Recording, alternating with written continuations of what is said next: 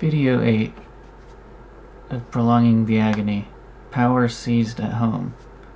War doesn't only change battlefields, it changes who holds power. By 1916, Britain was no longer fighting merely to defeat Germany.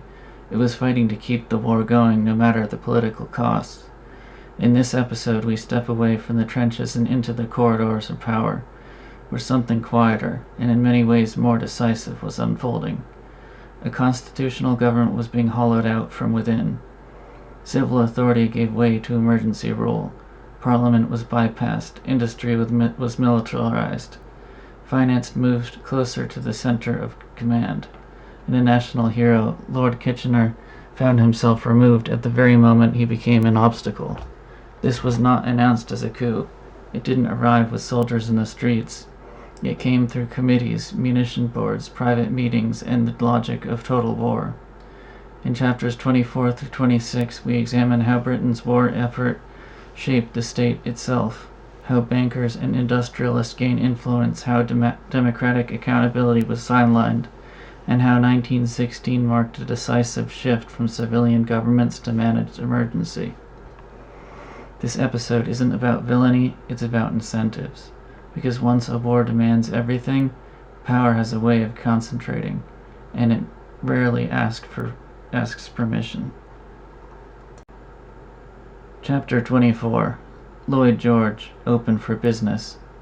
Chapter 24 examines how Britain's war effort was transformed into a vast industrial and financial enterprise, driven less by military necessity than by business opportunity. Lord Kitchener's successful recruitment drive in 1914 produced an immediate crisis.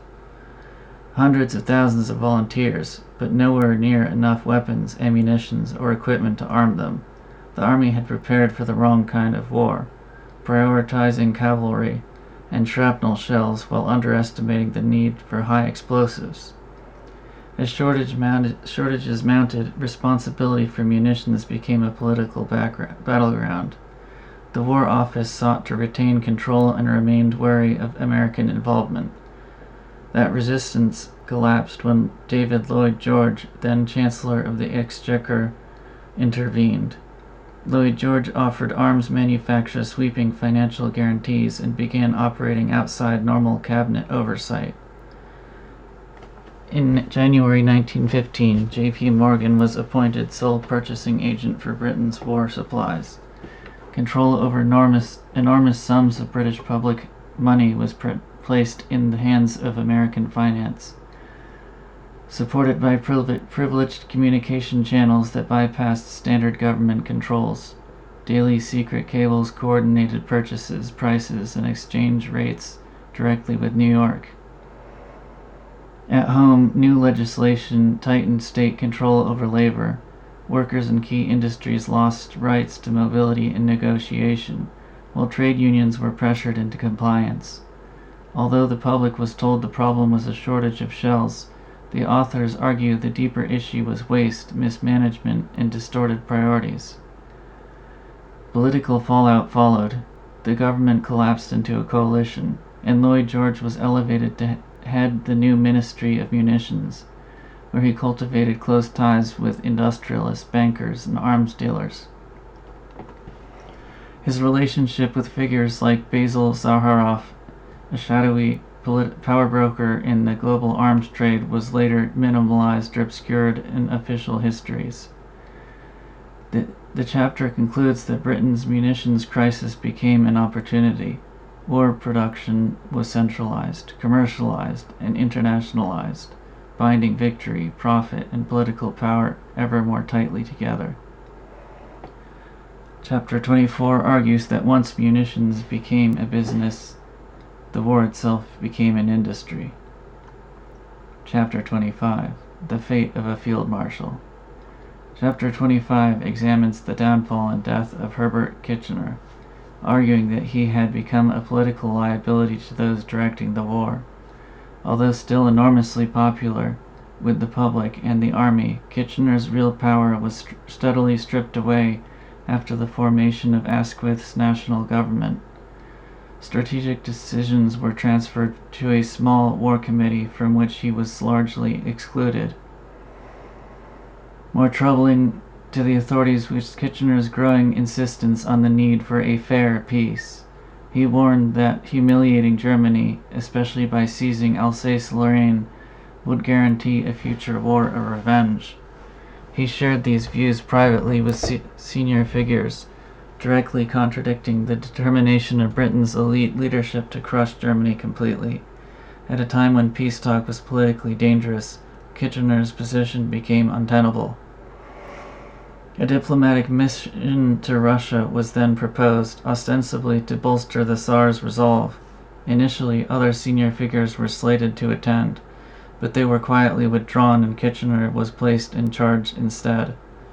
Despite his misgivings, intense pressure ensured the mission went ahead. According to the authors, the real objective was to remove him from the center of power. Kitchener's journey was entrusted entirely to the Admiralty.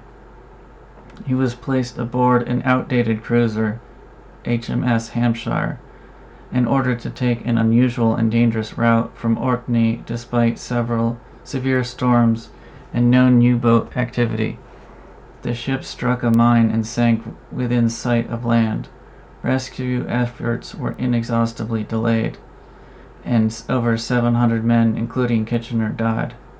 What followed was silence. No public inquiry was held.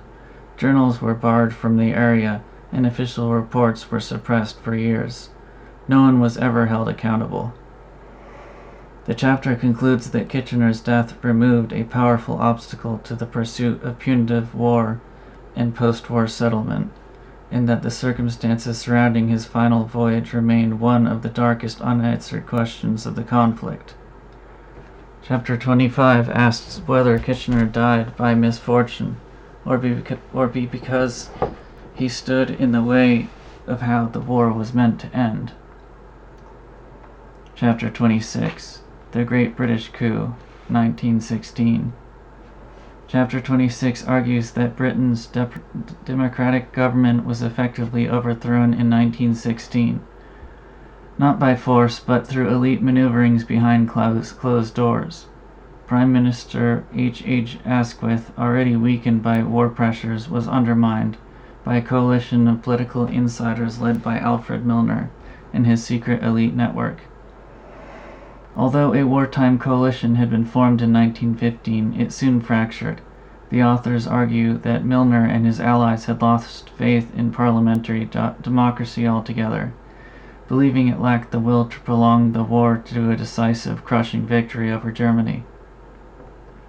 Throughout 1916, a covert group, the so-called Monday Night Cabal, met regularly to plan Asquith's removal and replace elected government with their own trusted agents.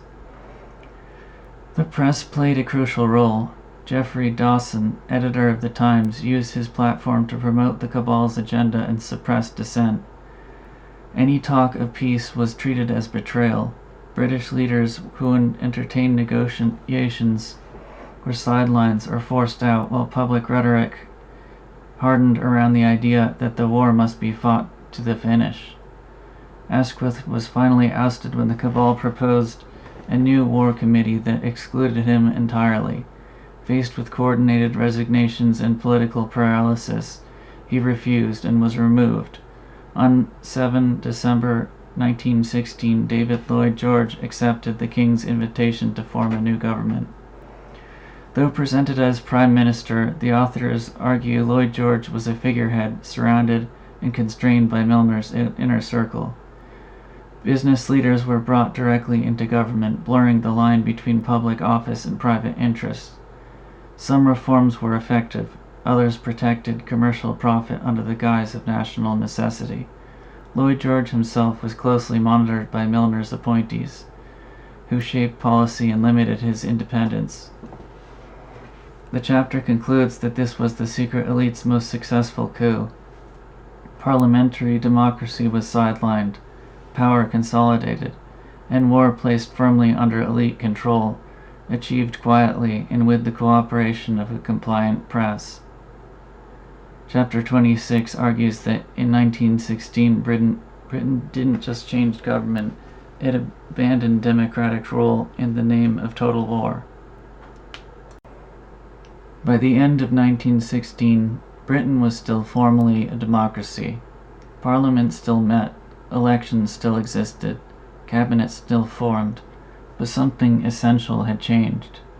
Decisions about war, industry, and national survival had moved out of public view and into a narrower circle, one shaped by emergency, finance, and the logic of total war.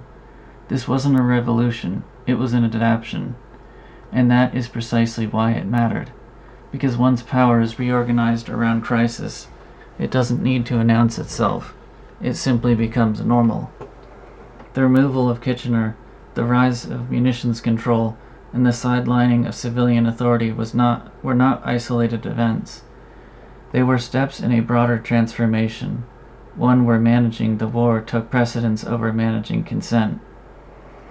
Britain didn't abandon democracy in 1916, it suspended it in practice, while keeping the forms intact. And that lesson should not be forgotten.